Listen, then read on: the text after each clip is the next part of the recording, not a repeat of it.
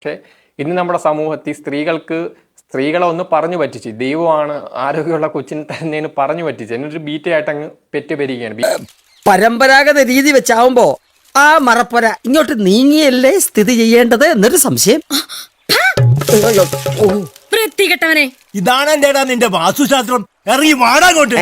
ബീറ്റയായിട്ട് പെറ്റുപെരിക low quality genetics ഉള്ള കുട്ടിയെ ഉണ്ടാവുള്ളൂ. അപ്പോൾ സ്ത്രീകൾ മൊത്തം ഈ എവല്യൂഷണറി ഡിപ്രഷൻ എന്നാണ് ഞാൻ ഇനി പേരിട്ടേക്കുന്നത്.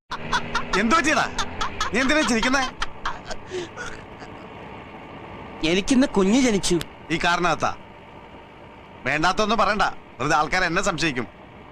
ജനിച്ച കൊച്ച് അവരാഗ്രഹിച്ച പോലെയൊന്നുമല്ല. അപ്പോൾ അവരാലോചിച്ച് ഞാൻ ആഗ്രഹിച്ചത് അലക്സാണ്ടറിനെ പോലെ ഹൈ ക്വാളിറ്റി IQ ഉള്ള ഭയങ്കര മെന്റൽ സ്ട്രെങ്തും ഭയങ്കര എമ്പതിയും നല്ല ആരോഗ്യമൊക്കെ ഉള്ളൊരു കുട്ടിയെ, പക്ഷെ കിട്ടിയത് ഇങ്ങനെയാണല്ലോ.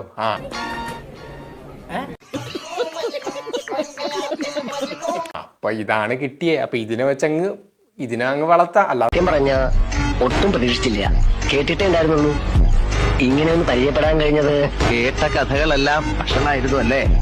പോക്കിരി, താന്തോന്നി, ധൂർത്തൻ, പെണ്ണുപിടിയൻ, അങ്ങനെ വിശേഷ പട്ടങ്ങൾ ഏറെയുണ്ട്. അതിപ്പോ എന്ത് ചെയ്യാൻ?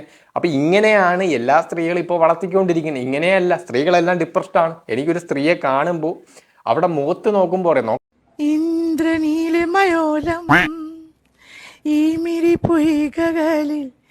സ്ത്രീയുടെ മുഖത്ത് ഒരു സന്തോഷവും ഇല്ല. കാരണം എന്താണ്?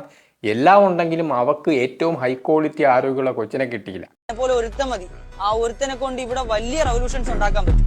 ഈ വലിപ്പത്തിലുള്ള 2 ചാക്ക് ഇനി അവൻ പുറത്തിറങ്ങാൻ ഞാൻ നോക്കിക്കോളാം. നിങ്ങൾ സമാധാനം കിട്ടും. എന്തിനൊക്കെ ചെയ്യും പ്രശ്നേഷ് തീർക്കാൻ. അപ്പൊ ഇതേ വിഷയമാണ് ഇവിടെ നടന്നിരിക്കുന്നത്. സത്യത്തില് നീ ആരാ?